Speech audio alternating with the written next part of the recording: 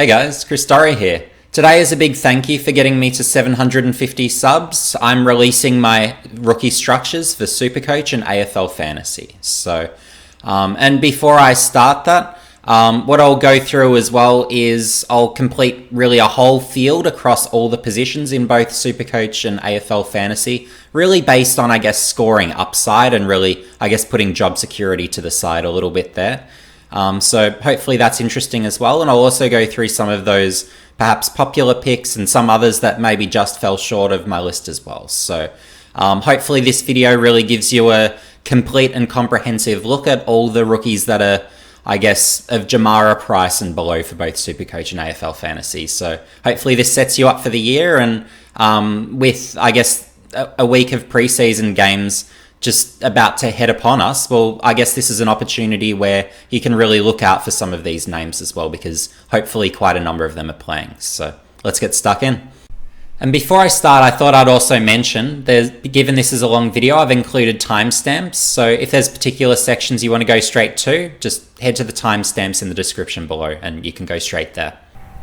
So firstly, I'll start off with Supercoach. So starting with the defense, so Liam Stocker. So if you're looking at job security, and as I mentioned in the introduction, well, Stocker's by no means a guarantee, let alone someone I'm even expecting to be inside Carlton's best 22 for round one.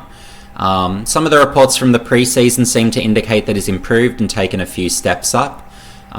So definitely be aware of him. And look, he's really here because of, I guess, his scoring potential. So he was drafted a couple of years back, so the 2018 draft as a first rounder to Carlton, and he was drafted really as a midfielder. So that's his real strength. So as a strong ball-winning mid, so maybe there's opportunities for Carlton to utilise him through there, but of course he's going to need to prove that he's a best 22 player. But yeah, if he does get those minutes, well, then there's great opportunities for him to score. Whereas in defence, well, Carlton have a pretty good defence now, particularly with the addition of Sard. So yeah, I don't necessarily see those defence opportunities. But through the midfield, that's where is a definite chance. And he could have a scoring upside of, for Supercoach particularly, maybe it's, I don't know, it could be in the 70s perhaps, could be a possible outcome for a Stocker. So yeah, certainly at this price point, he represents serious value if he's getting games. So a definite one for your watch list. Looking at the first year player now, so we've got a Heath Chapman for Fremantle. So again, not a certainty to play for Fremantle, but is definitely AFL ready. So Fremantle's defence is solid enough. So yeah, we'll have to wait and see there. But yeah, here's something, think of a Grant Birchall type. So good interceptor, can provide a bit of run, good user out of defence. So he's that almost key position height. So yeah, very much has an advanced game for his age, and really a really impressive all-round game, I guess you could say, for a tallish defender as well. So definitely has scoring capabilities, and if he's playing, and I could say the same of all these defenders, you could really start him on the field quite reasonably. I don't think that would be unreasonable to suggest. But if he's making money on the bench, well, that's cool too. So next we've got a Lachie Jones. So here's someone where I felt he dropped a lot further in the draft than he should have. And it was really surprising that he didn't at least go top 10. I thought that was really strange from clubs, not really even giving any consideration to keeping Port Adelaide accountable there. So with the Lachie Jones, he played great footy in the SANFL last year at league level against men. And he was playing mostly a lockdown sort of role in defence. So although that'll make you squirm initially, his numbers did increase over the course of the year, and particularly during the SANFL finals, took a really big jump. And he's someone where he does actually have offensive weapons. So he can provide run from defence, he does have a penetrating kick, and is very strong and wins a high proportion contested. So for Supercoach in particular, Lachie Jones is really interesting in that regard. So, and I think he has quite a good ceiling in terms of scoring potential there as well. So by rookie standards, of course. So and in the future, look, he could be a strong ball winning midfielder with, I guess, that burst of speed again as well. But yeah, I'd be looking at him in defence this year. So certainly his round one ready beyond a shadow of a doubt. The only question there is Port Adelaide's defence is a very strong defence. So I guess, does that mean he's just in, just out? We really have to see. So all these guys come back down to sort of, I guess, round 1 selection. Are they picked? But yeah, Lachie Jones for Supercoach exclusively, I would be saying he's someone that you can pick with confidence, assuming he's selected and he looks like a best 22 player, I guess, for the season. Kieran Briggs, look, you're probably not going to see him this year, but he's, I guess, that next ruck option after a Flynn. So having watched Mumford last year, well, he was a shadow of himself. I'd really be surprised to see him play this year. So if anything happens to a Flynn, well, Briggs is someone where he'd be somewhere around the 21-year-old mark thereabouts. So look, he's had enough years of experience in him. He's your 200 centimetre, 103 kilo thereabouts ruckman. So yeah, look, he's got enough size, strength, capabilities, plays with aggression just as with Flynn. So yeah, look, he could be someone who could get consideration for games. It's weird seeing him listed as, I guess, a defender forward. Is definitely a ruckman. So yeah, so if Briggs was to come in as a ruckman, and that would be the condition of selection, he's someone where, given he plays in the ruck, well, there's great scoring upside there. So but will I be picking him this year for Supercoach? Well, it doesn't look like he'd be getting games with Flynn, looking pretty clearly like GWS's preferred ruckman. So moving on from there, so you've got a Will Gould. So of course drafted going back a couple of years, and yeah, last year he unfortunately wasn't able to debut in his first season. Like, he's a strong body. He was physically obviously very much ready to play, and he was playing Sandford League level the year he was sort of drafted. So he's got that sort of capability, and then big, penetrating, powerful kick, provides a bit of run as well. So and reports during the pre-season have been that he's lost a bit of weight. So whether he's a round 1 starter, look, again, we have to wait and see. But he's another where, look, if he's selected, he has scoring capabilities. He's very much a rebounding type of defender, and I guess in Sydney's case, it'll be hard to, I guess, give out kickouts to a lot of these guys, such as a Gould. But if he was on another team, let's say, he's someone where he'd be taking a good number of kickouts, given the way he can really generate such meaningful drive from defence. So yeah, he's a good one to look out for, and if he's not listed in round 1, we'll look at when he comes into the team and can be someone who can rise in price for you. Tom Highmore, he's someone I'd be hoping would play round 1. Not a guarantee, but he's someone where he's definitely a ready-made defender. So high volume interceptor, but can rebound, provide a bit of run from defence. So yeah, definitely very much Supercoach fantasy relevant types. So and all these guys, again, you can start them on your field. Just, of course, it depends on whether they're selected. So, and a lot of these guys won't be selected in round 1. So that's the caution there. The other guys that I elected to have in my defence of those that are rookie priced. So I've got Mansell and I've got Weir. So 2 guys out of the Sandful. They're both mature ages and they've both got capabilities to play this year. So we just have to see whether that's the case. Weir, very nice ball user, but is he best 22? Well, GWS's defence is terrible, so look, maybe that's possible. And then a Mansell, well, he's someone, again, where he's got that role player potential, can intercept, provide a bit more sort of drive from defence, but he can also play a competitive lockdown sort of role as well. So he can do a bit of everything. So yeah, we'll have to see with those guys, but I guess there's some to be aware of and at least watch for, I would say. But these guys on the bench, look, Mansell, Weir, would I be starting on my field? No, I wouldn't be. Not a chance.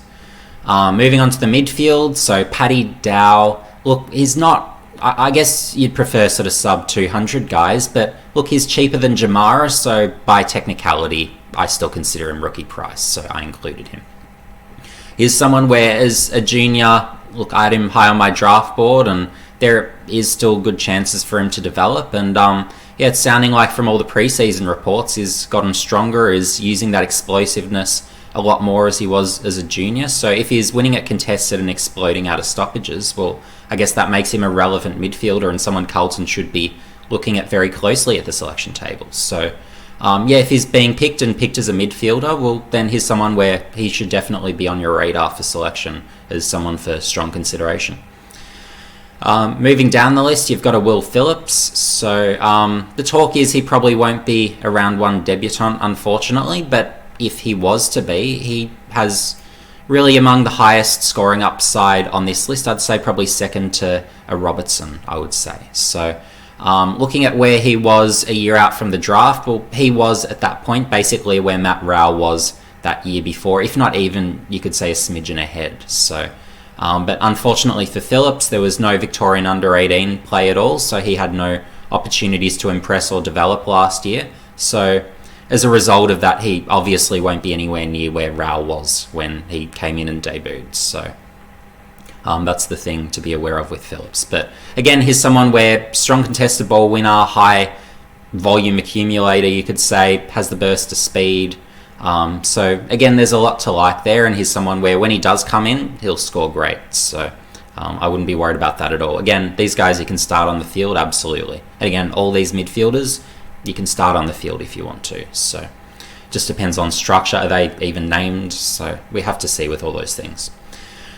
You've got a Robertson, so will he become a part of Brisbane's best 22 this year? Well, that's the question. And at this stage, I haven't really heard any talk suggesting that, so he won't be in my team to start the year, at least at this stage, unless he's a surprise sort of named round one. So, but yeah, in terms of accumulation, he can really rack it up like anyone's business, and he won the medal for best during the under-18 champs in the same year where you had, of course, Rowell, Sarongs, so he can play and he can rack it up, but of course Brisbane's a strong team and hard to break into, particularly through that midfield, so that's, I guess you could say, the difficulty there. But yeah, once named and it looks like he's going to go up in price, well, he'll really go up in price quite a lot and has really great scoring upside. Moving on, you've got a Tom Powell. So it sounds like he's in the mix for round one, and if so, he's someone to be selecting and starting on your field. So averaged 35 disposals in the SA under-18s last year. Just had a really good season, and he's a really good mid. There's been a lot of comparisons with he and a Lachie Neale, and I suppose you could say of these rookies, he's that Lachie Neale-esque type in terms of his scoring capabilities. So I don't see his upside in terms of scoring necessarily quite as high as a Phillips or a Robertson, but I wouldn't say he'd be far off. So he'd be among that, probably, it might be that next guy of the mids that could have that next high scoring capability, I suppose. So yeah, definitely one to look out for. And then you've got a Luke Valenti. So as an under-18 prospect, well, he was South Australia's captain. Very strong contested ball winner, he's that sort of stoppage specialist. Not really a dual position player, so you'd be expecting for Fremantle to really just use him as a pure mid once he comes in. So yeah, look out for him when he's listed and I guess included in the team, and if or when he is, well, he's someone where you could start him on the field, and he definitely has the capabilities to rack it up. So definitely one to be aware of there. Riley Collier-Dawkins, the talk from this was last off-season, well, he was pushing around Trent Cotchin at stoppages. So given that, sounds like the reports are again pretty positive this pre-season, just I guess because he's got a burst of speed, is that taller, stronger, I guess, ball-winning mid. So there's those capabilities. Probably in terms of volume accumulation, he's not as high as these other guys. So a Collier-Dawkins is more someone I'd be looking for more so on my bench. But yeah, if he's named around one, well, and it looks like he should be able to hold his spot, he's a good sort of bench coverage guy. So yeah, definitely don't dismiss him. As Sam Berry, for me, he was someone a lot of people slept on wrongly in last year's draft. He's probably where Caleb Sarong was that year out from being drafted in terms of, like, he was rough because they both played for Gippsland, and I guess looking at where he was at the same age on that same team, very similar. So strong, aggressive tackler, wins the contested ball, has a burst of speed. So again, a lot to like there, and a really good midfielder.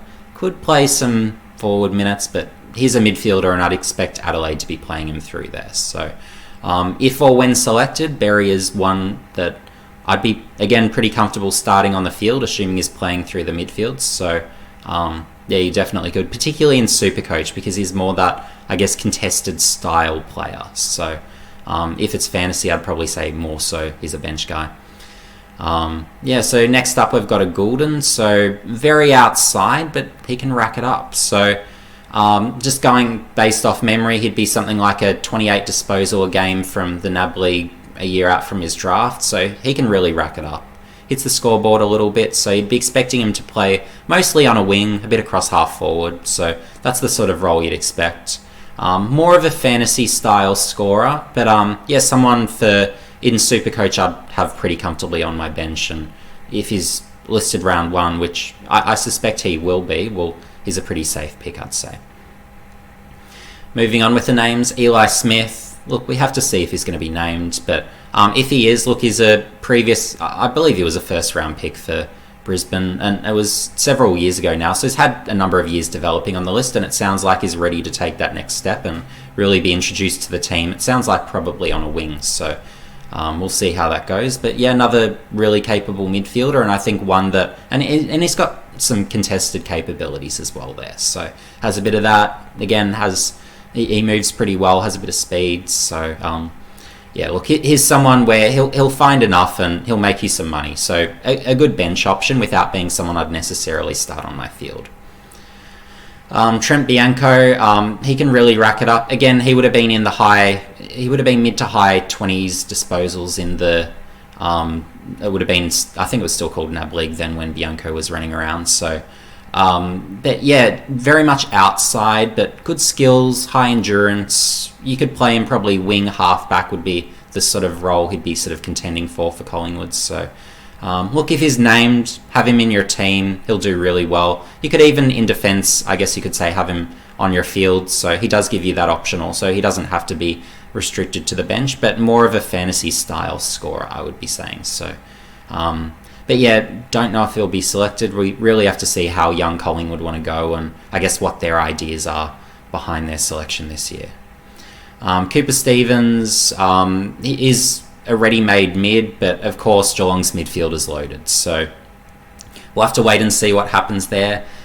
So there's some talk maybe he possibly gets some opportunities at times off halfbacks, so we'll have to wait and see. Again, he has a bit of a burst of speed, strong contested ball winner, pretty high volume accumulator, so look, maybe he ends up there, but my personal preferences with his players, he's very much a midfielder the way he plays, and very physically ready, very mature, so he's a ready-made when he's introduced into the team types, so but yeah, given job security, given Geelong's depth and strength of midfield, look, it's going to be hard for him to get games, so he probably won't be my starting team given that.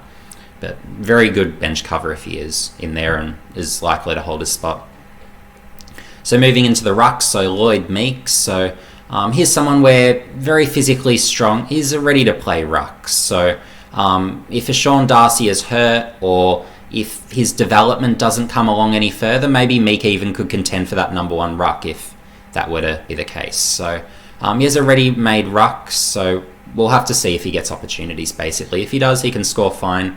He'll make you a good amount of money, assuming he holds his place for long enough. So they're the things to be mindful of there. But yeah, definitely has strong scoring capabilities. And if for some reason you were going to do a structure with, I guess, 1 ruck on the field, you could really have Meek as possibly one of those if he was to, of course, have that complete certainty around his job security. And it's the same thing with Flynn. So, and it doesn't look like he'll lose his spot. So Flynn gives you that option of going 1 rookie ruck if you want to. So what would their likely scores be? For a Flynn, I would say, look, maybe he's an 80 points per game ruckman for Supercoach purposes, and maybe for a Meek, maybe could be, again, probably 75 to 80. So they've both got scoring capabilities. So, but it's just around to, I guess, playing. And of course, do you want to go, say, the Grundy and Gawn combo, or do you want to go with maybe a Riley O'Brien if you want a bit more, I guess, durability compared to a Gawn, I guess? Or I guess the hope for greater durability, given he's only really had the 1 full season and 18 games the year before. So I guess they're the dilemmas there. Or maybe if there's a mid-pricer potentially that interests you. But but the thing to be aware of, look, these guys are going to make you money if they're playing. And Flynn will, Meek, we have to see. Fullerton, I think he can contend for, if not win, a best 22 position for Brisbane this year, honestly. Some signs shown last year. He's from a basketball background, so he came to footy later, I suppose you could say. Yes, and look, he showed signs. I think he's going to keep developing and get better and better. How it works, where you've got Danaher, Hipwood, how tall's too tall, that's something Brisbane's going to have to work out. But Fullerton's a definite chance at the selection table, but of course you've got McInerney as the number one ruck, so given that, you'd be saying, look, Fullerton's a third tall forward who just plays those relieving ruck minutes if he is to be in the side, to allow a Danaher to just stay forward and not have to worry about coming up the field. But we'll have to see what happens there. But again, another name to be aware of at least. And particularly, like say if a McInerney's to get hurt, well, I'd be looking at a Fullerton as, he'd be my choice as that replacement, I'd say. So, be aware. We've got a Bailey Williams, so here's someone I really like for West Coast, and I think over the long term will become a very capable ruckman, so be aware of his name. Whether he earns his way into the team this year, we'll have to wait and see. West Coast have a lot of good key forwards, and they're already very tall there, where you've got Kennedy, Darling, you've got Allen, so can you afford to have a Williams there as well, particularly with West Coast, a team that really, I guess, wants to take lots of intercept marks behind the ball and then, I guess, do damage on the turnover. So have to see how that works. But look, if he's someone where he's playing through the ruck, he's someone where he would have scoring upside in that scenario. You've got a Braden Campbell, so across halfback, look, I've said this already in previous videos, but to me, he's really a top 3 kick in the competition, and he hasn't even played a game. So sounds ridiculous, but wait till you see him. So that's what he's got going for him, and he's also got a real mean burst of speed. So not a massive accumulator, so I wouldn't be selecting him if he was to play forward or midfield, but behind the ball, look, if he gets fed enough of the footy, he can do some damage and can be a very viable selection. So again, another to watch out for.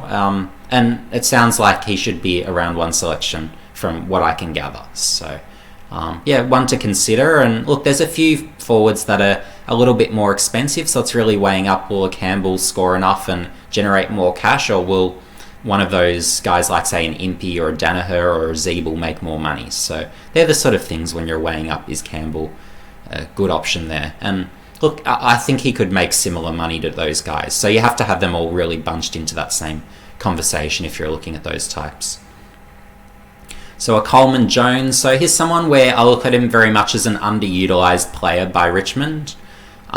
He's really strong-bodied, strong contested mark, so he's a threat forward of centre, but of course he's also a very capable ruckman, so covers the ground fine, but he also obviously gets forward. So he could be someone we may see at some point for Richmond, and I would like to see receive games. So if he does, and if he gets those ruck minutes, which maybe if the Nankervis gets hurt, a Coleman Jones comes into contention. So be aware of him, because he could be someone where if you bring him in, he has the scope to make you quite a bit of money. So, and to score quite well and be someone where, and with all these forwards, they've got the capability to be field options.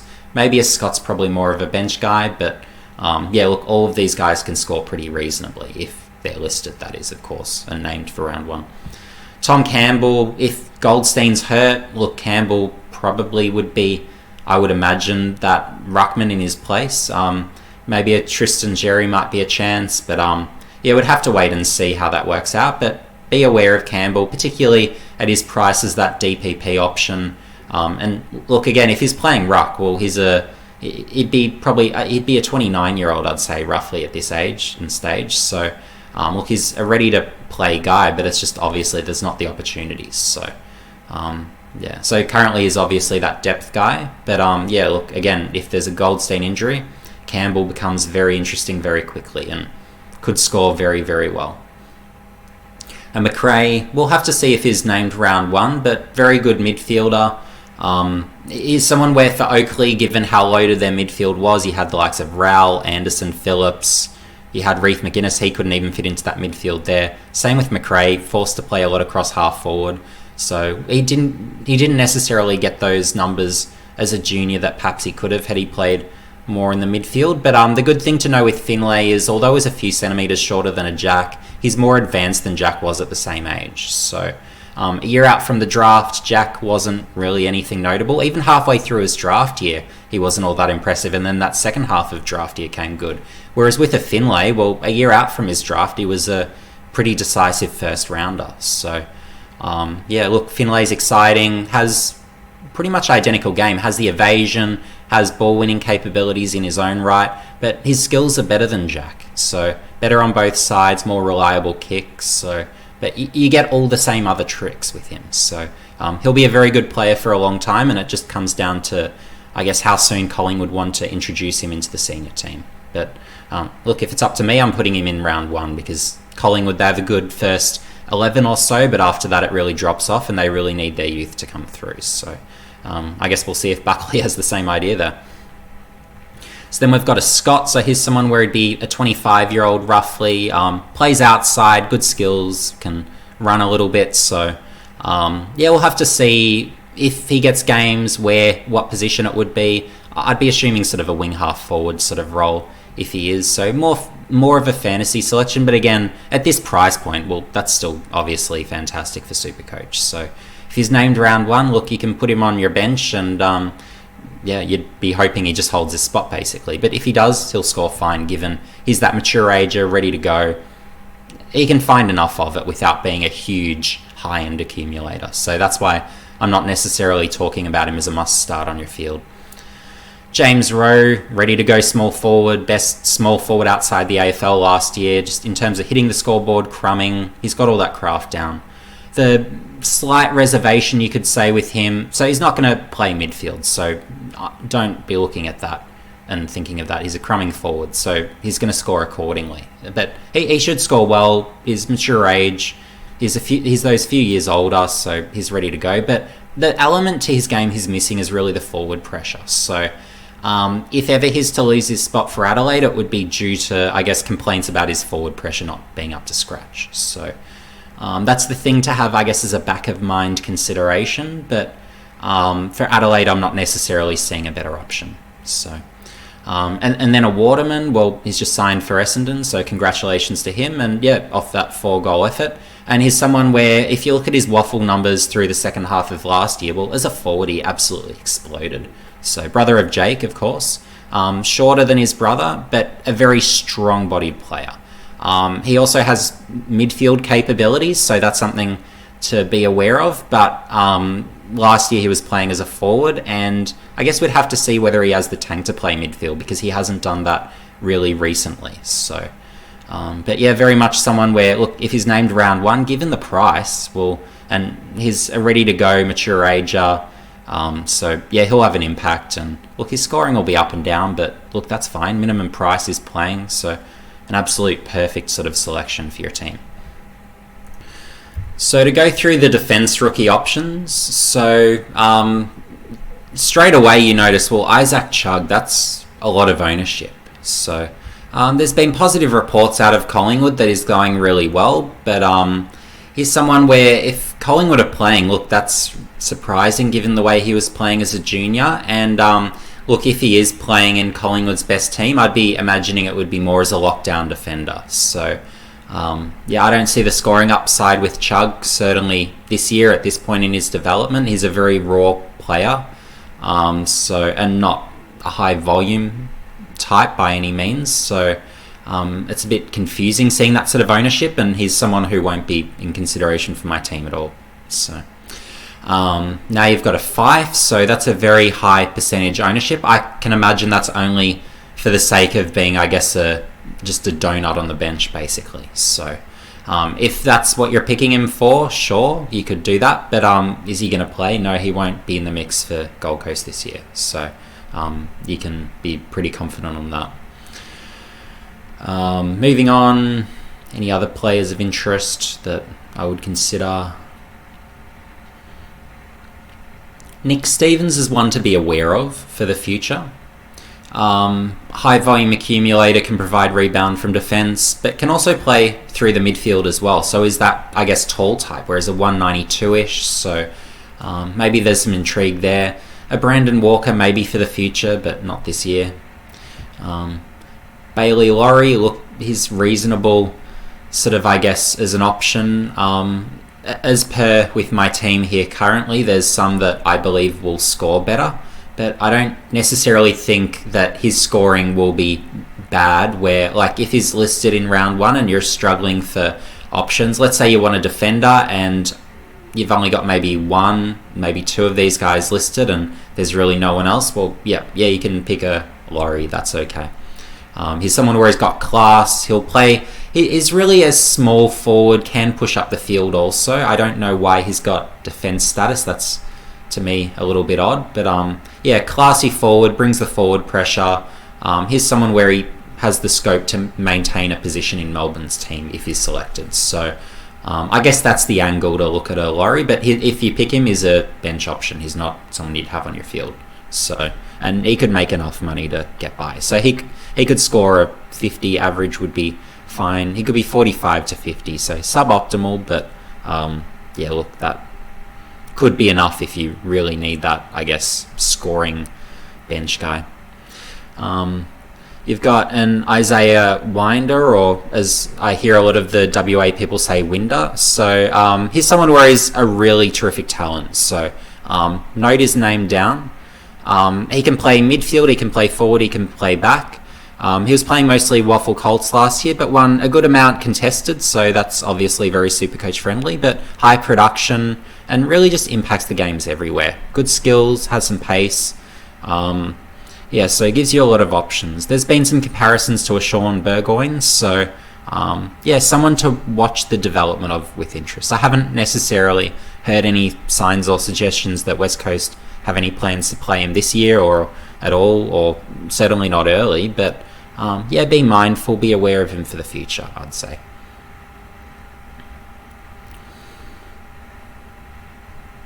Any others that were high ownership that I skipped over? No. Josh Worrell, that's high ownership. He's a tall utility, I suppose you could term him. Plays forward, back, maybe he could be a tall wing. But he's not sort of an accumulator, not a contested type. I imagine he'd just be selected really for the DPP status, but I don't necessarily see him getting games this year. So, and if he was to, well, he wouldn't score enough, so not in consideration for my team at all.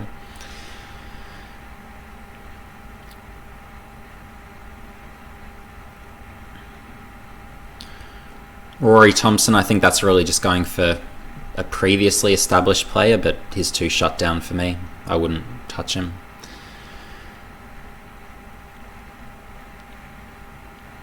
Kosicki, you hear word that, look, he might be contending for a position in Hawthorn's team, but a tall project player, not a certain best 22 player, so again, that's a no for me. Not a Supercoach friendly role, nor a fantasy friendly role. Harry Edwards, look, he's someone to be aware of and note. So, late bloomer, so, and there's talk that maybe he takes a spot in West Coast defence as, I guess, a third key defender back there, I guess you could say, where has some intercepting capabilities, good height, good athlete. Some talk he could even possibly push through the ruck, which is interesting. So, but yeah, more a key defender, and yeah, be aware of him, but he won't score like these other guys. I wouldn't be expecting. But yeah, note him down, watch him, see how he develops. Yeah, Dylan Robertson would obviously be very nice, but it looks like he's going to retire. Ling, you hear talk that, look, maybe he gets games for Sydney. He's someone where in his draft year, he was a surprise first round pick. Look, he had the speed, but it's really picking athleticism over, I guess, footballing capabilities. So it was a big reach. So we'll have to see if he develops for Sydney. Maybe he does, but in terms of scoring and Supercoach relevance, a no from me. Seeing Nick Cox, well, there's been great preseason reviews. It's nice that he's got the DPP eligibility, so all that sounds nice on the surface, but wasn't a huge accumulator as a junior. And given he's a 2 meter, he's not strong. So, and look, elite endurance, really good skills for someone of 2 meters. So all that's well and good, but he's not an accumulator. He's not going to win it contested. So, yeah, he won't be in consideration for my team. Far too expensive for what he brings to the table. It'd have to be a 102k type to really, for me to give him another look, or to give him any sort of serious consideration. So, yeah, Nick Cox, a no for me. Staggering ownership, and yeah, won't be in my team. Jordan Butts, look, you could watch him with interest. Maybe he plays ahead of a Mackesy, so he's someone to be aware of. He's someone where I actually liked him the year before he was drafted, funnily, and then got picked as a rookie the year after. He's someone where he's very high production, takes a lot of marks in defence as well. So for a key defender, look, they're positives. So yeah, look, if he looks like he's going to be a clear best 22 player for Adelaide, I wouldn't discount. But there'd be others that, given they're cheaper, they should generate more cash, I would imagine. So not top of list, but again, one of those, I guess, be aware types. Guthrie Goldstein, look, it's interesting at that price, but there'll be others who score and make more money.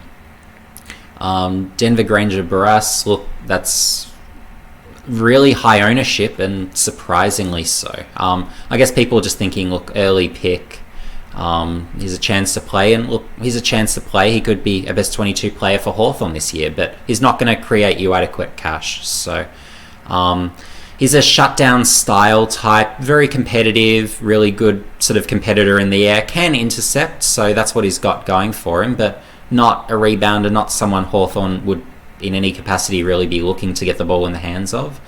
And I'd still be expecting him to play more of a negating style with some intercepting sort of here and there with that, because he does read it well and can intercept, to his credit. But he might be a 40 average, so obviously at this price it's not appropriate. So if you've got him in your team, and a lot of people do, get rid of him. You can do better. Neville Jetta, well, previously established player. I don't think he'll get back into Melbourne's best 22, but I guess you never say never. Flynn Perez, look, maybe he gets more games for North Melbourne this year, so yeah, look, he could score a little bit, but of course there's cheaper defenders, so he wouldn't be my first choice given that. And then I'd probably just stop here with a Lockie Young, where, again, same boat with a Flynn Perez. Look, maybe he gets games for North Melbourne. And look, if he does, he'll make some cash, but again, there'll be cheaper defender rookies. So, yeah, a no for me. Won't be in my team. Same with Perez. So that's a general feel with the defenders. So moving on to the mids.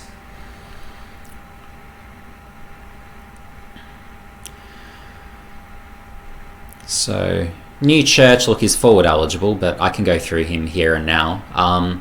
He is a chance to get games for Adelaide, so I'm not shocked at that ownership. Offensively, very gifted, but it's a bit the same story with Rowe, where just in terms of defensively applying the pressure, look, he's not great at that side. You could almost go as far as to say he's pretty lazy sort of defensively. So just because he's always been so offensively talented and hasn't really had to necessarily apply himself as much at that side of game. But yeah, look, being a first year sort of small forward, look, a no for me.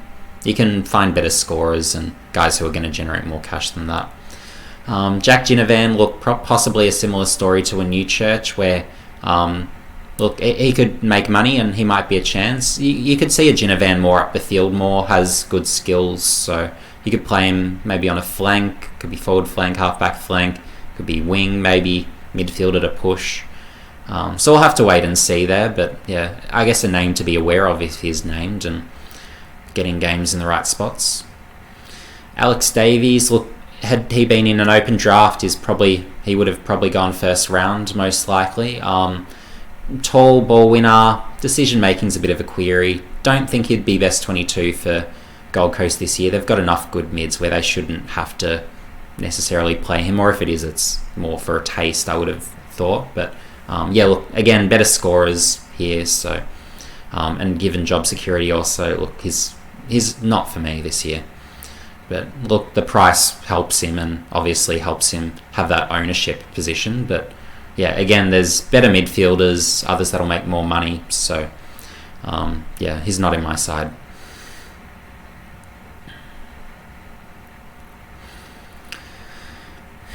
Yeah, and Ace we've got here, so higher ownership than I'd expect, but I guess it's the DPP status. Here's another rolling donut. Good pressure forward. That's his game. Just really applies manic pressure. So, but yeah, I haven't heard any reports that suggest he'll be anywhere close to selection. Saunders, that's high ownership. I guess you've got the minimum price. We'll have to see if he's best 22 for Hawthorn. I guess as a forward that he's more interesting than as a mid. So yeah, look, you can consider him. He's got some scoring capabilities. He can find the footy. So be aware of him, but there should be better options in terms of scoring capabilities and cash generation, I would have thought. So I haven't really given him such strong consideration, but again, be aware. Schofield, look, he's cheap, but Port Adelaide's midfield's great. I can't see him getting opportunities, so no for me. McNeil, look, if he's going to play any games, it's going to be as a small forward. He's a midfielder, but he's not getting games in the Bulldogs midfield, so a no for me, given he'd be as a forward. But look, the price sort of helps him. He can find and win some of the footy, so you can be somewhat aware of him, but again, you should be able to get better options. It'd really have to be like a later in the year, you really want to get to a minimum price guy, okay, then maybe you bring him in that scenario. Zane True, look, strong contested ball winner, high volume tackler, good distributor by hand. That's his game. Doesn't bring anything else to the table. Pretty limited, so West Coast would have to be struggling through the midfield to really be required to play him at this stage, so that's more how he would get the look in. Look, if he's playing, he can score reasonably, he can find the footy, and is sort of Supercoach relevant in that perspective. But when other midfielders return, I wouldn't be expecting him to necessarily hold his place, so be mindful of that. I'm expecting, I don't have any plans to pick him at this stage. There should be others with better job security through the midfield in particular. There's enough good midfield options this year to not have to get sucked into that. Braden Cook, interesting to see some ownership there. He was a good forward last year, averaged 2 goals a game in the SA under-18s. He could push up onto a wing, so strong mark, athletic, but uncontested stylistically, not someone I'd necessarily be jumping for joy with for Supercoach purposes. Interesting to see Jack Carroll doesn't have higher ownership. He's someone where he slid in the draft. For me, he was a clear top 20 pick, really slid. Colton got some value. I think he's going to be a good player in the long run, and I wouldn't be surprised to see him this year, but that isn't necessarily going to be right away. So that's the thing to be aware about there. But strong contested ball winner, really improved incredibly last year, going from really, I guess, a silky, skilled, evasive type where he looked good sort of outside on a flank, but developing that contested side, being that late year birthday, there's a lot of upside with him for the future. So Corey Durden, so small forward, is a crummer. There's probably the position for him, so I wouldn't be surprised if he was a round 1 best 22 player for Carlton. But in terms of scoring upside, well, he's a crumbing forward, so he won't score that much. So it's purely, I guess, a job security move, so he's not someone I'm considering. There's better scorers, so as long as those better scorers are playing, Durden isn't in my team. Reef McGuinness, look, I don't necessarily know he'll play this year. He's still got a lot of development to go. Tall utility is still in the development phase. He needs a few pre-seasons into him to develop his craft, needs more midfield opportunity, more so sort of in the VFL to develop that, so give him time and he can become a piece.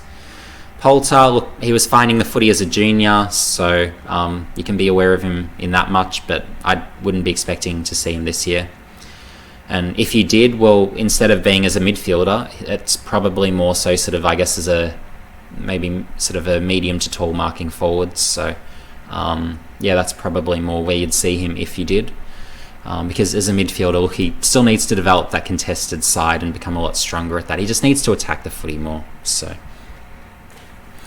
Nathan O'Driscoll, look, skill's a bit lackluster, but look, he was playing waffle at league levels, so but it's really just the decision making under pressure for O'Driscoll that's a struggle. But what he does have on his side, on the other hand, strong tackler, strongest tackler for me in last year's pool, can win it contested, has a good burst of speed, has the versatility to play mid or off halfback. So, but do Fremantle necessarily have those spots to accommodate him? Look, maybe they push him onto a wing at some point for an opportunity, so that's a wait and see. Joel Weston, I know he's 0% ownership, but he's actually someone where we might see him this year. So very explosive, small type, best suited through the midfield, but you could possibly see him play forward. Would be probably the most likely avenue to Fremantle's best 22, given that's probably their weaker lines. So have some awareness of him, but yeah, there'll be others that'll score better, so he's not in my team either. Brockman, 3% ownership.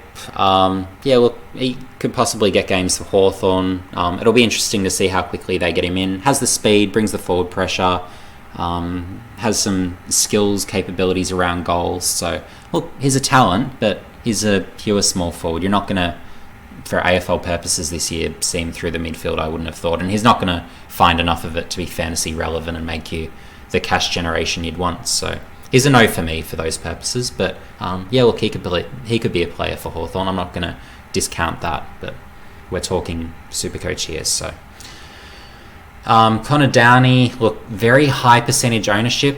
I'm not selecting him for Supercoach. Fantasy, maybe a consideration. It just depends on if I think there'll be higher scoring rookies that are playing. Look, Downey, he can find the footy, but look, very outside.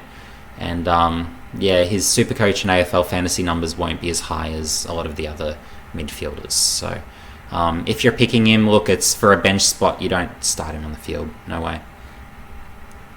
Jake Bowie, he could play possibly sort of a wing, half-forwardish role, possibly for a Melbourne. He's got a chance to get games and could hold his spot, but a bit like with Bailey Lowry or Lowry, or however we want to say his name, he's that skilled sort of high motor type, but not a huge accumulator, outside style. So there should be better scoring options, I would have thought, but again, another you could potentially give some consideration to. But again, I see better mids, better forwards, so you should be right and you shouldn't need to select him. But again, be aware of him. Lazaro, look, he's a good mid and he can find the footy as well. So I guess it depends on if North Melbourne were to play him in a ball-winning role. If so, then and if he's in the senior team, of course, well then, yeah, he's someone with fantasy and Supercoach viability. So yeah, note his name as someone to be mindful of. Phoenix Spicer, that's very high ownership for someone who's most likely to be playing as a small forward. He can provide run-off half-back, really break the lines. From last year's draft, there's no one faster with ball in hand for mine in terms of is that pure instinctive line breaker. So he has that also, but yeah, look, I'm seeing him most likely as probably a small forward for North Melbourne, and he's not an accumulator. So and being a small is not much of a contested type either. So yeah, for me, he's a pass, but it's higher ownership, so I thought I'd address him. Maurice Rioli, well, 14% ownership. I think we must just have a lot of Richmond fans or fans of the Rioli family line, but we won't be seeing him this year. So if you've got him in your team, get rid of him. We're not going to see him. He's just too raw to play at AFL level. He brings the forward pressure, so that's all well and good, but he's not nearly as advanced as Richmond's other forwards. So he needs a few years to develop before he even gets a taste at AFL level, to be realistic. To mention others that I haven't mentioned yet, you've got a cockatoo, but of course he's always hurt. 53% ownership, look, that's a bit too high. He's not someone I'm planning at this stage to select for my team. If he was healthy and it's a fantasy and Supercoach friendly role, possibly you could consider him, but he'd need to be healthy, and I don't believe he'll get healthy. Tom Joyce we could see this year. Reasonable mid, can win it, but has a bit of a burst of speed, so maybe he's an option later on in the year to bring in. But again, there should be better scorers, I would imagine. Brodie Kemp, look, he's possibly of interest when he comes back and he's healthy, depending on the role he's asked. But he can play anywhere. He's a tallish type. He can play mid, forward, back. Doesn't have to be key position, could be sort of a flank, so gives you lots of options. But there should be some higher scorers, so particularly being just midfield eligible, that makes him a bit more of a shaky pick for me. But Rantel, watch with interest if he gets games for Collingwood through their midfield. Although he's Collingwood's best endurance runner, he's a pure inside player, so wins are contested, dishes by hand, tackles well, but that's his game. He's not an outside accumulator. There's nothing else fancy to his game. So he's really just that pure inside player who dishes by hand, basically, and wins are contested. So if you're picking him, look, be aware that's his game, but that's also reasonably conducive to Supercoach scoring. So if he's going to play a stretch of games and an extended stretch and hold his spot, well, yeah, absolutely, you could consider him for a bench spot. That wouldn't be a bad thing at all. So moving down the list, look, you've got James Jordan. He's got skills, moves pretty well. Have to see if he becomes a regular for Melbourne through their midfield. I'm not predicting that at this stage, but he's someone where he could push for games at some stage. There should be better scorers most of the time, but look, maybe if it's later in the season, if he's ready to go up in price, you could possibly consider it. But there should be still better options. Burgoyne, I think people are either picking for the name or the DPP status. Mead is a developable midfielder, but of course it's going to be a challenge to earn his way into that Port Adelaide midfield. So it's a challenge there. Similar with Dylan Williams, he's a talented forward, sort of that medium forward, has a good deal of skill, good mark, but it's going to be a hard team to break into. Port Adelaide are a good side. So Ralph Smith, look, maybe he contends for a spot. Some talk maybe it's off half back. So he's more a flanker. But in terms of scoring, look, there should be better scorers. He's not all that strong of a consideration, I guess you could say. For me, there's better options. Ryan Burns, he's hurt currently, but he's someone where, look, if or when he does come back, I know he just had the 22 last year, but he's someone where as a junior he was racking it up, wins it contested, has a bit of a burst, skills pretty reasonable, so be aware of him if ever he comes into St Kilda's team, because he does have some scoring capabilities.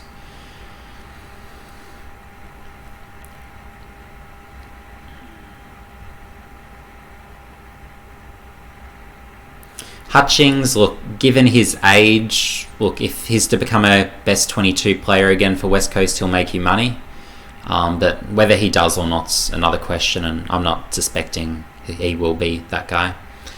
Tanner Bruhn, look, he'll probably be imagining across half forward for GWS, given the depth and strength of that midfield. So, and given his price being a more expensive mid, there should be better options for cash generation. But basically, he's a goal-kicking midfielder. Can win it on the inside, good skills, can hit the scoreboard a little bit, can sometimes take a mark forward of centre. But he's not a huge midfielder. So, we'll have to see if he gets games, and if so, what that looks like. But he's not really a consideration for my team at this point. Pedlar, very limited exposure last year in the SA Under-18s. I think it was just the 4 games. He can play midfield forward. I'm not sure why he doesn't have the forward eligibility. I think that's a bit odd that he's not. But yeah, probably given he's a pure mid, probably a bit pricey. There should be some better accumulators at that price. So you've got like your Powells and whatnot. So there should be others who generate more cash, but be aware of him. I think he could become a best 22 player for Adelaide this year, and he's a high impact per possession type, so he'll be exciting to watch. Has a bit of, I guess, that Toby Green aggression, which makes him very interesting and very appealing, and also has a bit of that burst to him as well. So has an explosive burst, but incredibly aggressive, whether it's tackling, winning it contested, has a big kick on him. So he's an interesting player and one to watch for the future. Perkins, it'll be interesting to see where he plays. Will he be used as a mid or a forward? I don't think he'll score enough, so he's not in consideration for my team. He's in too many teams. That percentage to me is a bit ridiculous. There'll be better scoring forwards and midfielders at cheaper price points. So a no for me. I'd actually like to see him set up across halfback. I think that would be his best position, and given Essendon's issues across that line, he'd be someone I'd be using there, where he's really got a burst of speed, good kick, takes on the games. So that's what I like about him. But strong mark, so he could have that sort of, I guess, intercept marking potential. So there's a lot to like there, but he can win it contested as well. So you can play him anywhere. I'd say he's probably a combo forward mid, but probably more forward as that more marking type at this point. Elijah Hollands, we won't be seeing him early in the year. Maybe he's an upgrade target later on, but I don't think we'll see his best this year given the injury that is coming off. So yeah, I won't be looking at him this year, I can't imagine. Unless he has 2 games and then it's break even as such that he's really going to make a stack of money and score well enough, well then, yeah, look, maybe. But any others of interest? Finn McGuinness, I think he'll get games for Hawthorn this year. Is a good mid-forward, has a burst of speed, wins it contested. Yeah, so we'll have to see, but just a bit pricey, I would be saying, for Supercoach purposes, given the alternatives available. Moving into the ruck, so we've got a lot of options here. So we've got a Josh Treacy, so it looks like he might be a good chance for Fremantle as a key forward. So, but being a first-year player coming out of the junior ranks, and look, there should be others that score more, go up more in price, I would have thought. But with the DPP link, look, I guess that makes him somewhat viable if you really desperately need that super cheap price point with the DPP status. So, yeah, I guess you can be aware of him in that much, but he's not going to score 50. He could average 40 to 45, so it depends if that's enough for you. Samson Ryan, his depth for Richmond, reports through the preseason have been positive. Richmond like him, but he's still pretty raw. So if it was me, I'd be giving someone like a Coleman Jones games ahead of him. So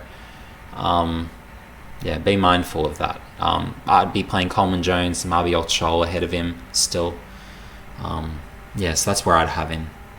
But look, if you've got Nankervis hurt and Ryan does turn out to be that preferred option, well, look, you can be aware of him then and consider him then. But yeah, Max Lynch sounds like he might be a chance for some games for Collingwood this year, but of course behind Grundy he's that number 2 option.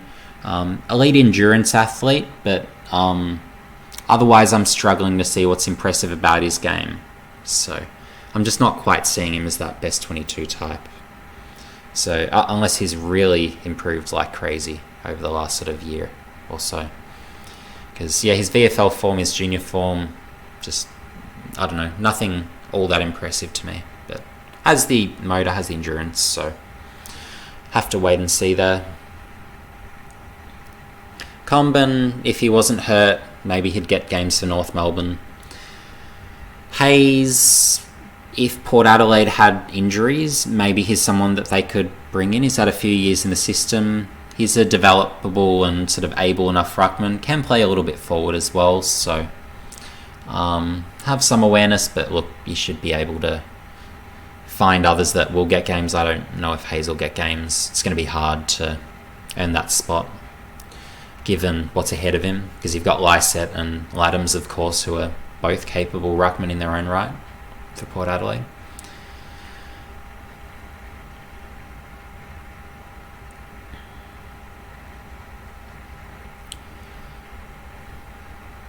So then you've got Thilthorpe. Well, yeah, if he's playing for Adelaide, it's as a key forward. So maybe he could play those relieving ruck minutes, but he's way overpriced. So you can do better in the ruck. 13% ownership. Well, if you're a part of that 13%, get rid of him. Get one of these rucks. I'd say Flynn would be the guy to get if it was me. Moving forward, so again, we've mentioned Newchurch and Shug before in the previous sections. Ginnivan we've mentioned, Treacy we've mentioned. For those that have just skipped to this section, I'm not really looking at any of them. They're not for me.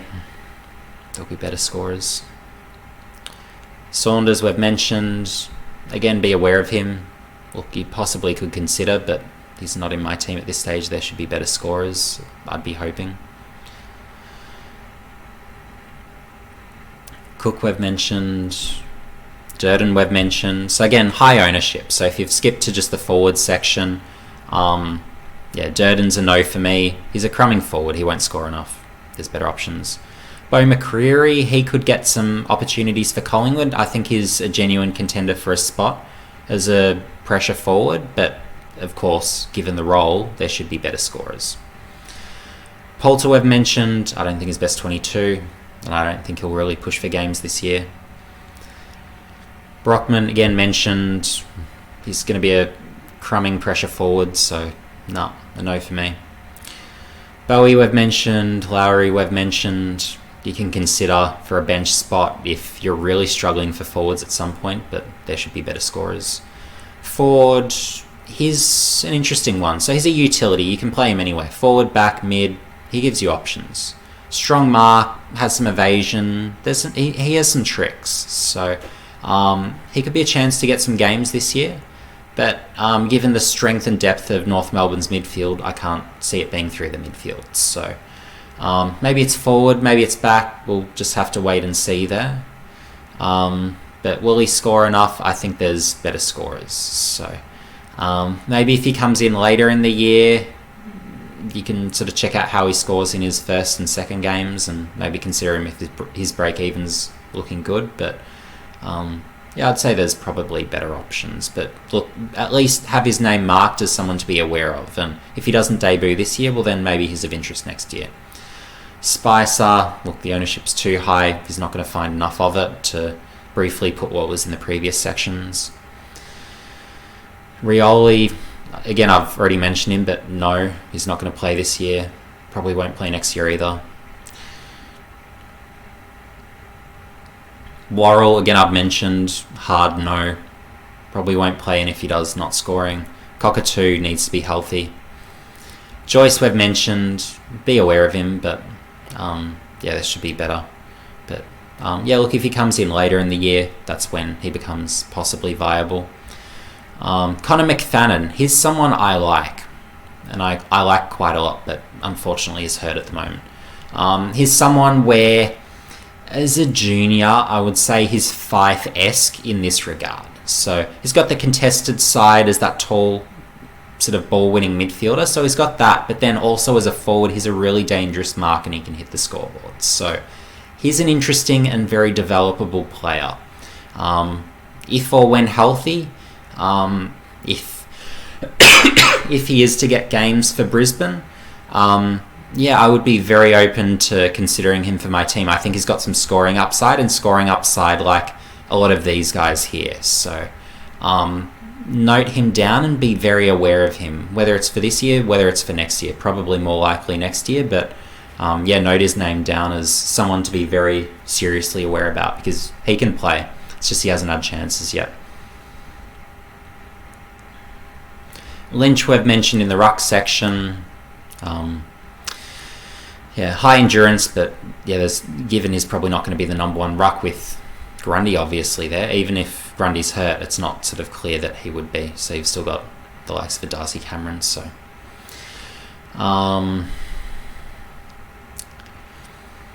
Harrison Jones, that's a good amount of ownership. I think he'll be best 22 for Essendon, so I can sort of understand the ownership from that regard. But being a key forward, there should be better scoring options, particularly given he's just a second-year key forward. It's not like he's going into his, say, 4th year and is ready to explode and play good footy. So, I don't think he'll score enough to be someone that would appeal to me, at least. But he's probably still a safe best 22, so be aware of him in that much.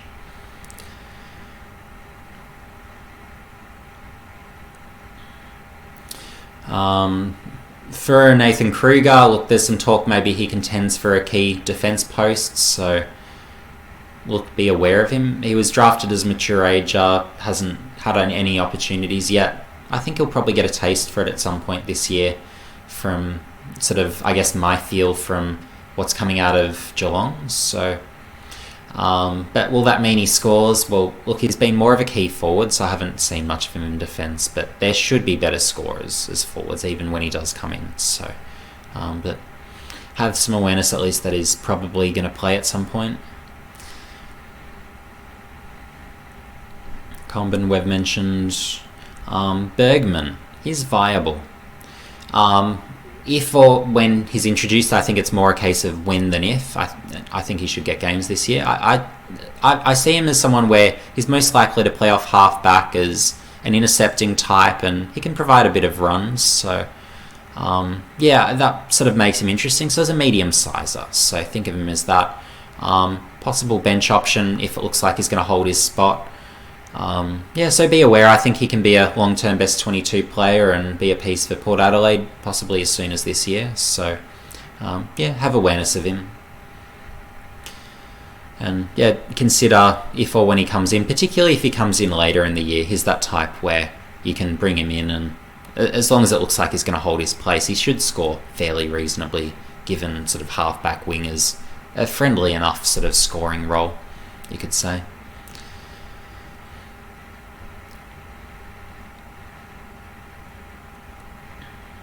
So Ralph Smith, I think we've mentioned already, but there should be better scorers.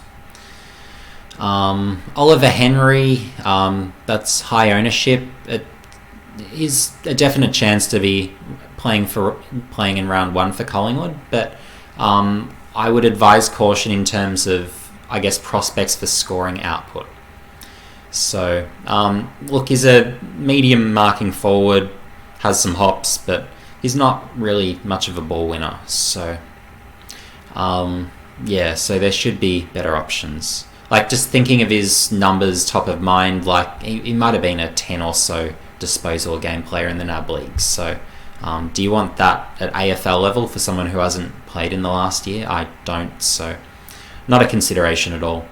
Will Kelly sounds like he's a good shot for Collingwood's best 22 also, but again, you're looking at a key position player and not necessarily a volume accumulator, so not in consideration for my team at all.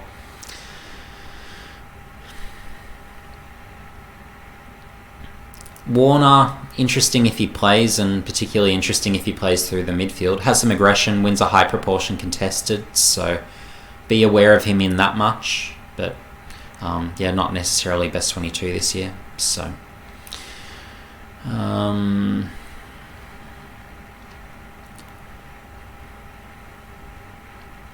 so I've mentioned Hutchings already.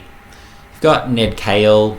Sounds like he's going to be playing quite a bit across halfbacks, so that's a Supercoach friendly role. If he's best 22, look, you could consider him if you want another option. I'd say probably more so for your bench, but you could at a push have him on your field, but I wouldn't necessarily want him on my field. So be aware of him, consider him for your team if you need another forward rookie who's, assuming is listed, playing. So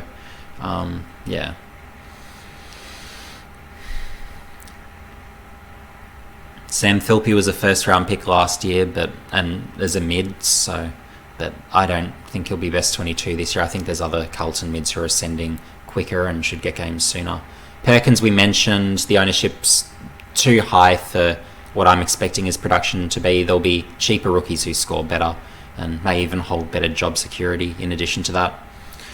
Waitman, he was a first-round pick last year, but yeah, he's just a small forward, small marking forward. Don't know if he'll be best 22, and if he is, he won't score enough. R2, he's quick, but no, he won't score enough for the price point. Cox, I've mentioned before in the defence part, look, the ownership's ridiculously high for a 2-metre guy who, look, even though he is likely to play wing and he's got elite endurance, good skills, he's not going to find enough of the footy and he's not going to win enough contested. So put a cross through him, he's not one for consideration. I'll save you that one. Hollins, again, he needs to be healthy. He's not playing round 1, 11% ownership. Get rid of him for now. If he comes in later in the year, maybe you've got someone you can go to, but it's more next year I think he'll come good and play his good footy. Jermaine Jones, look, maybe he gets opportunities, but there should be better scorers.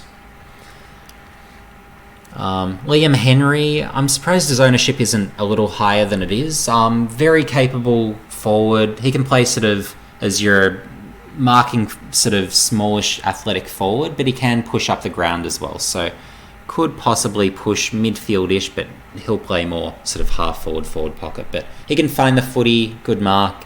But unfortunately at his price point, it's just a bit expensive. If he was cheaper, I'd be a lot keener, but yeah, it's just a bit expensive given the type of role he'll play. But he'll be a good player for Fremantle, and I think he'll be best 22. So a name to watch out for from that perspective. Patton, look, if he was, I guess, healthy and available, I guess you could put it that way. He's having his mental health issues, but yeah, look, if everything was going well, he'd be a really good key forward and an option for your team. But given that, well, yeah, he's not. Sam Flanders, be aware of. He's a name that a lot of people probably won't know much about. In the NAB League finals, going back a year, he's someone where on the same team you had Caleb Sarong, on the other team you had the likes of Matt Rowell, Noah Anderson, Will Phillips even. And yeah, Sam Flanders was, for a quarter or a half there, the clear best on ground. Looked a class above all of them. So he's someone to be very aware of. He can play midfield, although he hasn't played midfield yet. So you've got that option to be aware of for the future. So if you play keepers leagues, if you can get Flanders for next to nothing, he's someone to consider. But yeah, he's a combo sort of forward mid. So you could be talking about him as something like a Cam Rayner in a few years. So he's got that sort of style of game. Like, he's even in that sort of almost dusty, almost Petrarca style, but he's not on that quality. So think of him as more, I guess, your Rayner, maybe a little bit sort of smaller and shorter. But what he has shown at AFL level, look, very aggressive tackler, so at least he's having that go. But in Season 1, he struggled for the pace of the game. So with an extended stretch of games, once he gets used to that pace of game, he should be good. Because, look, in his draft year, he was really as good as Sarong was. So yeah, he's got upside and he should develop. Look, he was fairly physically developed already, so but he's better than how he's played to date, I feel. So yeah, have awareness of Flanders, but given the price point, particularly given he's not looming as a midfielder, I won't be picking him, at least at this stage, unless he does something incredible in his pre-season game that's coming up. Logan McDonald, look, is a key forward. We don't even know if he's going to play round 1. He probably won't. He'll probably be introduced into the team a little later. But look, he can play this year. He could average a goal a game. But any fantasy or Supercoach relevance? No, he doesn't.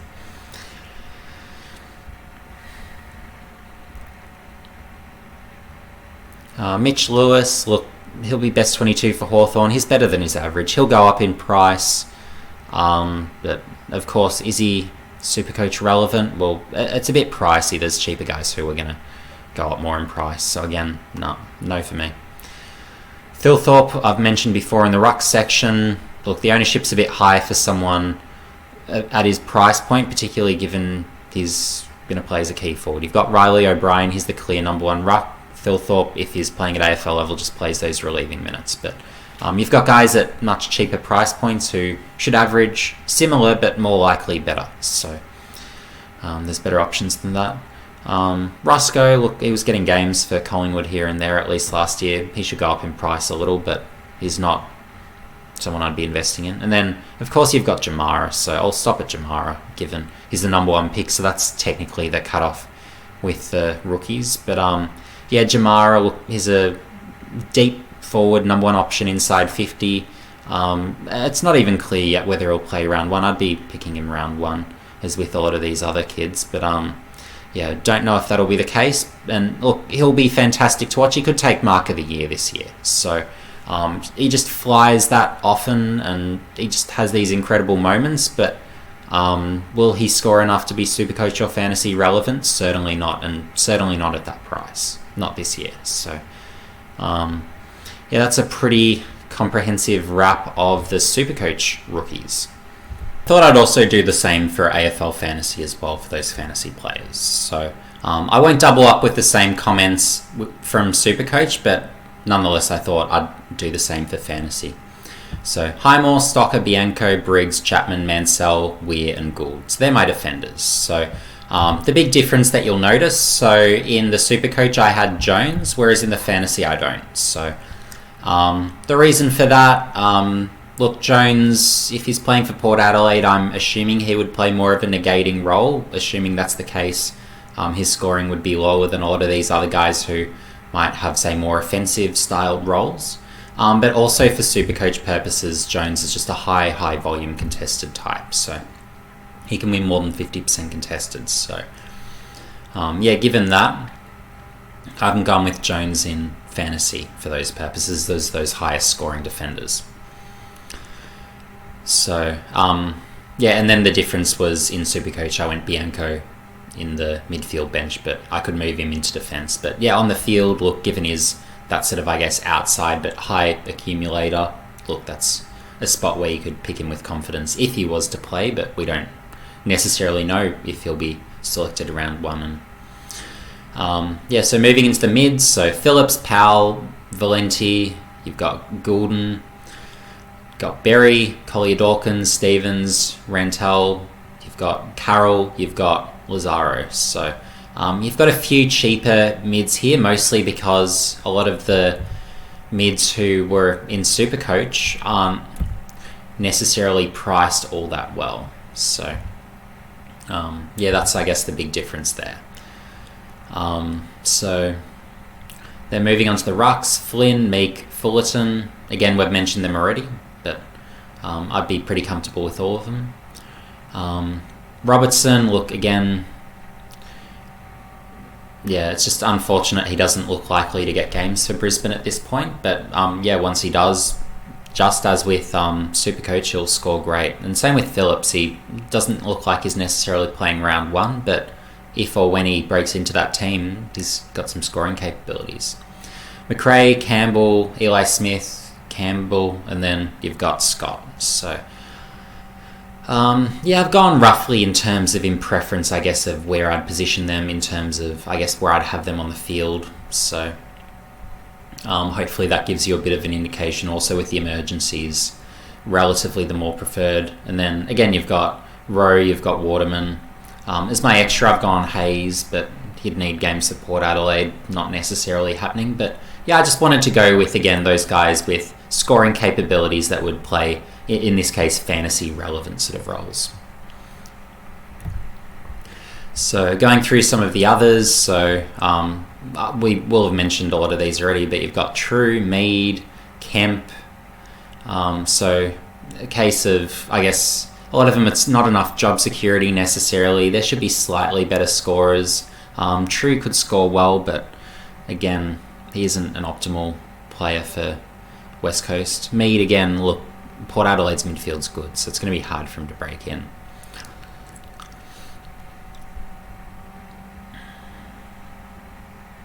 So Weston, Davies, we've mentioned. There should be better options through the mids. Jordan, McNeil, look, again, the guys on the field, they're the best options. Maybe McNeil you give some consideration to. Saunders, a bit the same. Given the forward eligibility, maybe you can consider a little bit, but again, there should be better. Joyce, the same if he gets games. Could score okay, so be aware. Winder could score okay, be aware of him. Ginnivan, again, maybe his role's sort of fantasy friendly enough, so if he's getting games, possibly consider. Jones has job security, won't score enough, so there should be better scoring rookies, so yeah, no for me. Kruger could get opportunities as a key defender for Geelong at some point, but again, there should be more fantasy relevant scorers. Bergman, consider when he comes into the team for Port Adelaide. He'll make you cash, particularly at that price point. He can be a good selection. Consider him. McFadden, once healthy, if ever he's to get games for Brisbane, he'd be an excellent pickup. Really good forward, really good mid as well. So, that real dual position impact guy, strong contested ball winner, strong mark forward, hits the scoreboard. I like him a lot. Ford, look, given the price point, you could consider. He might get some games at some point, so be aware of him, but he could be playing anywhere. He plays pretty much every position. He could be forward, back, mid. Have to see, but probably hard to get games as a mid.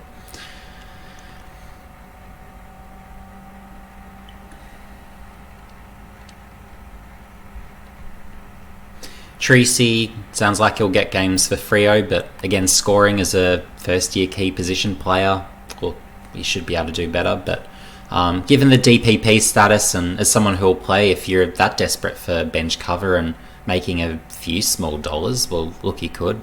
But you'd really want to be pretty desperate for that DPP status. So that would be more the reason to get him more than anything.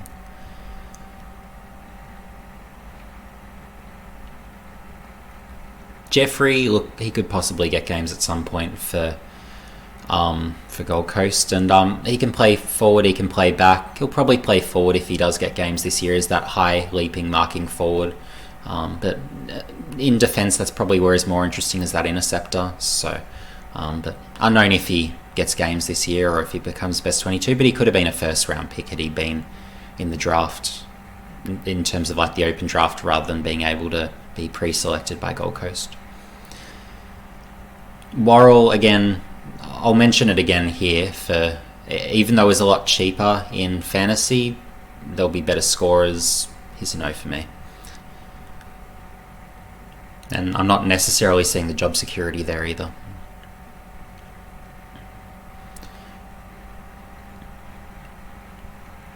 Chug, high ownership in Supercoach, probably high ownership, I'd imagine, in fantasy. Don't get him, there's others who will score better. Just a bit raw at this stage. It's probably going to be like a shutdown small defender, so role won't be overly friendly. Gold Sack, interesting at that price, but you'd hope there's possibly some better scorers, and will he even be best 22? We don't even know that, but I'd probably imagine he'd just be more insurance policy.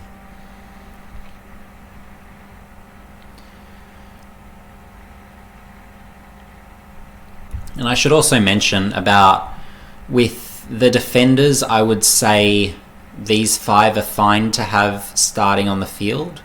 Mansell, Weir, Gould, they're probably more bench options, I would say, for me.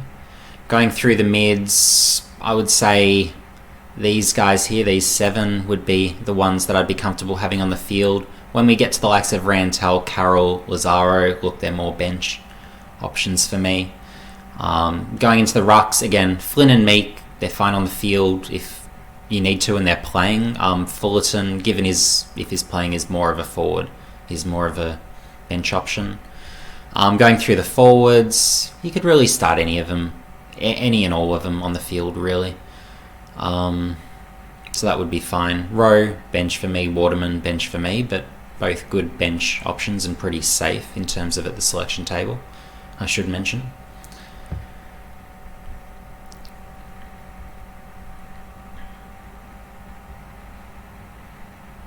Burns, watch for when he's healthy and if he earns games for St Kilda. He's interesting.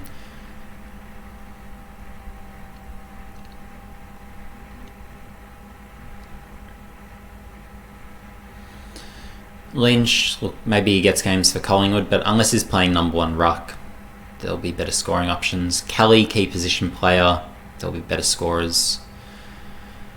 No for me. Stevens, if ever he's to play, maybe it's more next year, but he could be someone to watch then, as that sort of tall running type, can find heaps of it. Could be a tall mid. Brockman, he could possibly even be a best 22 player for Hawthorn, but he's your small crumbing forward, pressure player. He's not going to get up the field enough, I wouldn't imagine, or find enough of it to be relevant, so no for me. McCreary, we could see, again, sort of your pressure forward. No for me. Should be better scorers. Spicer, again, mentioned him before in the Supercoach, but is more if he's running off halfback, he's a running type but not an accumulator. Could be a sort of pressure crumbing forward, but again, he's not going to find enough of the footy, so no for me. Kale, if he's playing off halfback and getting a lot of it, he's definitely of relevance and definitely worth consideration, so put him on your watch list. Patton, if he was healthy and mentally healthy and right to go, look, he'd be someone to consider, but it doesn't look likely at this point.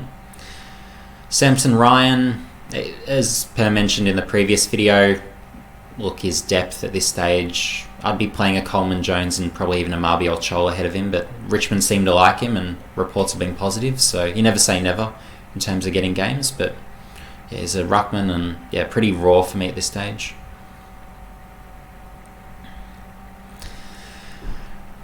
Wagner, look, be aware of him. Again, I mentioned in the previous one, but he can find the footy. More contested, some more a Supercoach style pick, but if he's to be played through the midfield, look, that makes him relevant.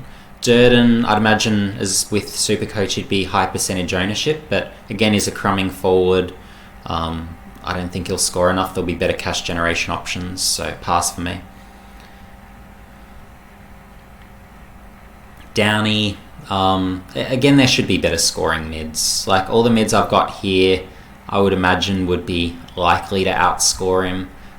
Look, there's a good chance that he has job security, and look, he's not terrible at that price, so look, you can consider, and he's more of a fantasy guy given he's more that outside type where he provides that run, has that penetrating nice kick on him, can find enough of it, so but in terms of scoring output, look, again, there's more types who should score more and more who would be attending centre bounces versus Downey who just won't, being that really pure outside.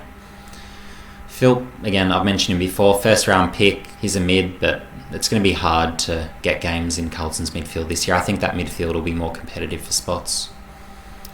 R2, no for me. I saw him in someone's team recently and it's just a definite no. Like, as a forward, is a tackling forward, but there's not much to his game beyond that. He's not an accumulator.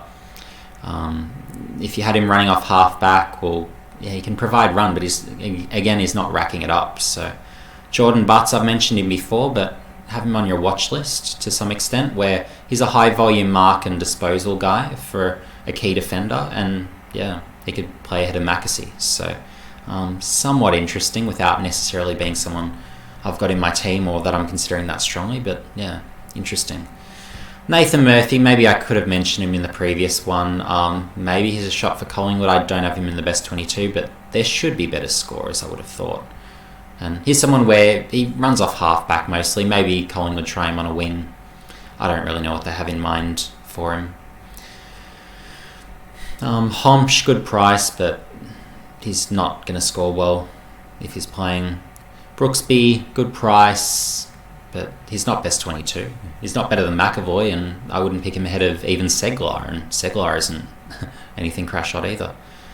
Poulter, he can find the footy. He scored good numbers in the SA under-18s, but I don't think he'll play this year. Needs to develop the contested side of his game, particularly if he's playing through the midfield. So, given that, I'm not really looking at him. I don't think he'll get those chances. O'Driscoll, look, he can play mid, he can run off half-back. He can find the footy. He was playing Waffle League levels, so someone who could get chances. Is someone to consider for your fantasy teams this year, but for me at this stage there's still some better scoring options, and at cheaper price points. So he's not necessarily a preference, but again, someone to be aware of if he's having his debut game, and yeah, maybe you can bring him in then and he'll make you some cash.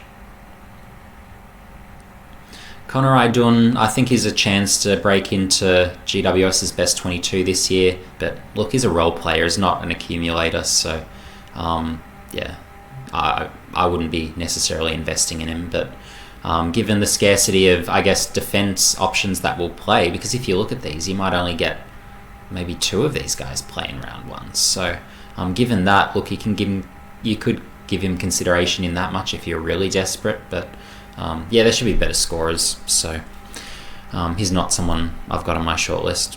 Jeremy Sharp, I probably could have mentioned him in my previous video, but didn't. But yeah, he's probably more of a fantasy style pick. Can provide a lot of run on the outside, does some damage by foot on the outside as well. Can find a bit of the ball, very offensively styled, but needs to develop a contested side to his game. So yeah, not sure for me if he'll become a best 22 player this year, but he's certainly got X factor, so when he does play, he'll be fun to watch. Braden Cook, probably more of a fantasy style scorer for me, but again, he's more of a late bloomer, and he's going to play forward, so it's going to be hard for him to get enough of the footy, particularly at that price point with some cheaper options up forward to be someone to come into consideration for me. Yeah, you've got a Jerry. Yeah, look, we'll have to see. Is he going to play ruck for North Melbourne if Goldstein misses? If he did, that's when he'd have some scoring upside there and be worth considering. Blake Coleman, look, a bit like Kadeen, maybe he gets an opportunity as a sort of small crumbing forward. Plays a very similar game, so he's that sort of role player, crumbs, tackles, provides pressure, has some ability around goals, so... But fantasy relevant? No. Reef McGuinness, you probably need to wait to see him. It's probably going to take another year to develop. So, and even if he does play, it's probably going to be for a taste. You don't even know if it's going to be in the midfield, and if he's playing midfield, it's probably not scoring enough. So, Bailey Laurie, Jake Bowie, I've mentioned them before in my previous video, and they're probably more fantasy styles. So, look, if you need bench options, you can consider them. They'll make you some money, but there should still be better scorers for me. Pierce, well, look, that's cheap, but stylistically, look, he's not someone who's going to find enough of the ball or score enough, so no. Ambrose, again, even if he's best 22 for Essendon, he's not that sort of accumulator, so... Tom Berry, look, maybe he gets games for Brisbane, but again, I see cheaper forwards, so he's not necessarily jumping out at me. Payne, he's someone to be aware of in so much as I think he probably gets games for Brisbane this year as a pretty decent key defender, so yeah, watch out. If there's a vacancy that opens up, he could come in and be a factor, but again, from a fantasy perspective, no. Henry, mentioned him in my previous video, I don't think he'll score enough. He's a high leaping, marking forward, but he averaged something like 10 disposals a game in the NAB League going back to 2019, so it's just, yeah, a no for me. He's not going to find enough of it, and given you're paying a price premium to get a more expensive rookie, well, yeah, definite no. Even for the job security, there's better scoring forwards, and there should be enough forwards who are going to play, so... yeah, Lachie Jones, love him in Supercoach, Fantasy, yeah, have him just outside of this group here of defenders, but if you don't have enough of these guys listed, that's probably when you could then go to a Lachie Jones, even though he's at a more expensive price point, and he's not necessarily going to score more than these guys, but he might score similar to a few of them, so... yeah, so definitely be aware of Lachie Jones is my advice there, even if you're a fantasy player. Cockatoo, well, you need to get healthy, mate. Just need to see you on the field before you can be viable. So, a no at this stage. Tanner Bruhn, again, if he's playing for GWS, it's probably across half forward, I'd be imagining. Good skills, goal-kicking midfielder, can win it contested. So, there's enough to like about his game where he could get some opportunities, but Yeah, pretty pricey, I would say. So I'd be looking more for the cheaper rookies. Hamling, look, is going to be best 22 for Freo, so he should be good for some cash generation.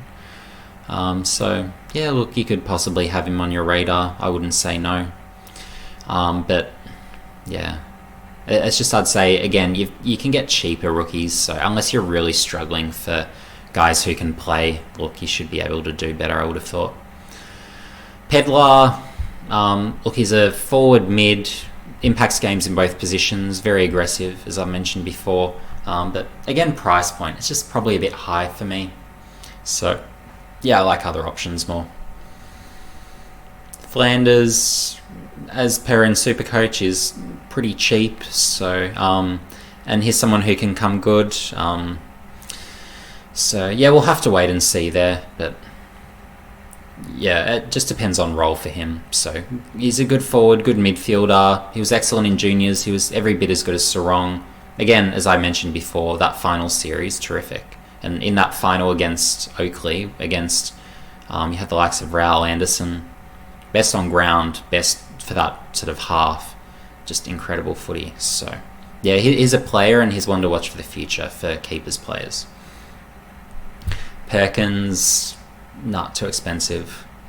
Doesn't necessarily have the job security role. He's probably more of a medium marking forward. Might get some midfield minutes, but there'll be others who score better, even if he is playing midfield.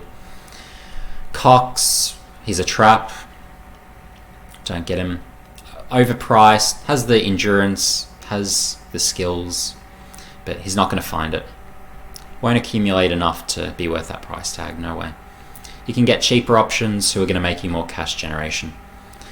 So, Hollands, wait till he's healthy, then assess. But probably more of a next year pick, so I'm not necessarily, even when he comes back, prioritising him. Just coming off the major injury, look, it's going to be hard for him. Granger Barras won't score enough, pass, don't pick him, whatever you do. Too negating in style, so he's not fantasy relevant.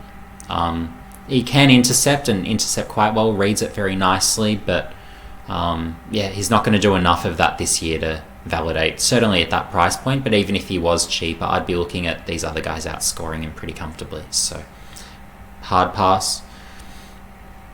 Logan McDonald, look, he should get games at some point for Sydney, but too expensive. He's a key forward. You don't pick key forwards, particularly if you're paying a price premium for him.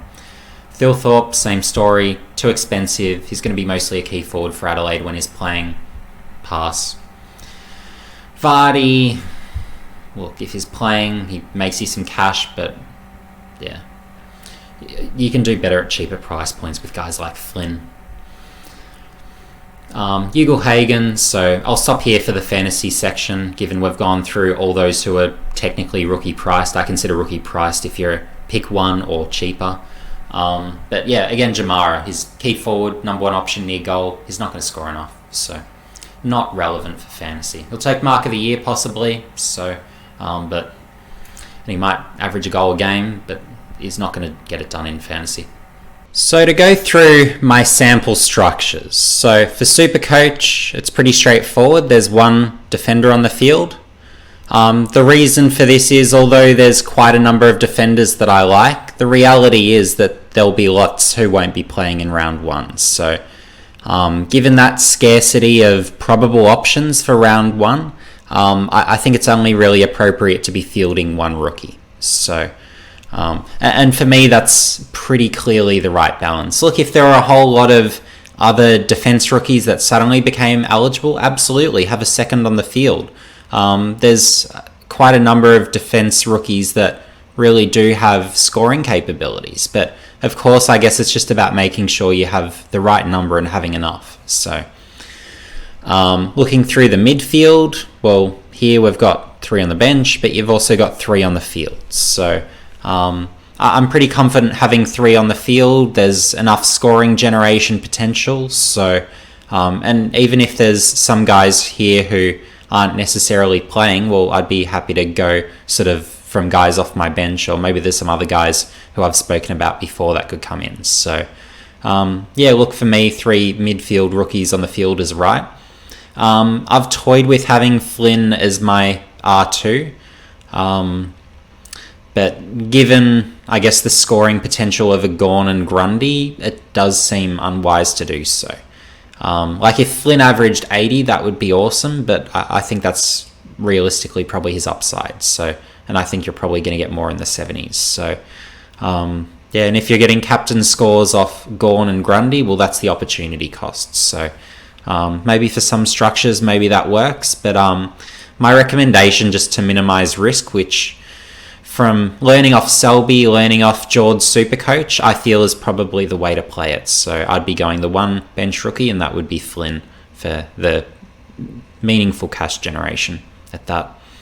And then forwards. So for Supercoach, I'd be going the 3 forwards on the field. Again, a lot of these names are interchangeable, but it's just a case of there's a good number of forwards who should score well and should be round 1 available. So with the sheer number of available options for round 1 I'm seeing through both the midfield and forward and front and among the forwards as well, that's where I'd be probably loading up on the field with rookies. So yeah, they're my sort of personal preferences, and then of course you can fit your premiums and a couple of mid prices here or there as well around these guys. But yeah, and then moving on to the fantasy teams. So again, it's pretty well a similar structure, although the main difference is you've got 1 less forward rookie. So again, it's the same job security sort of issues, and you've got really much the same names here. So yeah, same concept, but yeah, this was my preference. If I needed another rookie in my fantasy, and if I wasn't going to go as heavy as I am on mid prices, well, then I'd probably be going another forward rookie. So for me, it just feels like overall this is roughly the right balance. So and I feel like there's enough good rookies where if you go based off my lists from the earlier portions of this video, that should help in terms of guiding you as to which rookies actually have good scoring scope. So but for me now, I'd be saying, look, structure up this way in both games. And look, again, if you don't want to be as mid-price heavy as me, have another forward rookie for fantasy. But yeah, I think this should be pretty well as close to optimized as possible. Again, same with fantasy. If there's a number of rookie defenders that are set to play in round 1 that maybe more so than I'm anticipating, and a number of those from the list of those that I recommended, well then yeah, you could also go another defense rookie potentially as well, given the, I guess, both mid prices and premiums are less than impressive in defense, I guess you could say. So, or at least from my perspective they are. So yeah, hopefully these, I guess, names firstly help you with, I guess, a starting point. Of course, some of these won't be named in round 1, but it's, I guess, me speculating in some part that most of these guys should. And again, if some of these guys are missing, well, then it's just next man up. So next man up from my list and those that I've been talking about. But again, as always, you're welcome to come and ask me, whether it's on Twitter, on YouTube, on Big Footy. I'm more than happy to help. So, of course, I had the subscriber goal of hitting 750 subs. So this video was a big thank you for everyone getting behind me and helping me achieve this second of my preseason goals. So, yeah, again, as with all my works, this is another sort of labor of love project. And yeah, hopefully you got some entertainment, some enjoyment out of it, and hopefully some education and some ideas for, I guess, how to approach those rookie priced players in both Supercoach and AFL Fantasy, because that was, I guess, the real aim of this video, ultimately, to give some exclusive knowledge from a junior talent watcher who's familiar with all these players and really knows their games inside out. So to go through my next subscriber goals, so I'm really hoping to get to 850 subscribers by the start of the AFL season, so then I can show both not only my AFL Fantasy team when I hit 800 subs, but also my Supercoach team. So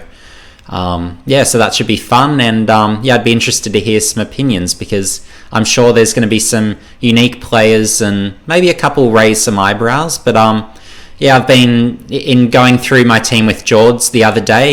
He was pretty happy with my team and gave it the tick of his approval. So if that's anything to go by, as someone who's been a pretty consistent top 500 finisher. So yeah, and I helped him out with the rookies. So hopefully now you guys are better off with the rookies and better positioned for the upcoming fantasy season. Thanks guys for watching, and if you haven't already, make sure you like this video, and also leave your comments below if there's any Supercoach or AFL Fantasy questions you have, be it for Classic, Draft, Keepers Leagues, whatever the case may be. I'm happy to answer some of those and give my 2 cents as well, because I'm a fairly experienced Supercoach and AFL Fantasy coach myself. So yeah, so that should be good. And yeah, let me know who are the rookies you've got. Are you going to follow my recommended rookie structure, or do you perhaps have some other ideas based on some of the premiums and mid prices you're going after?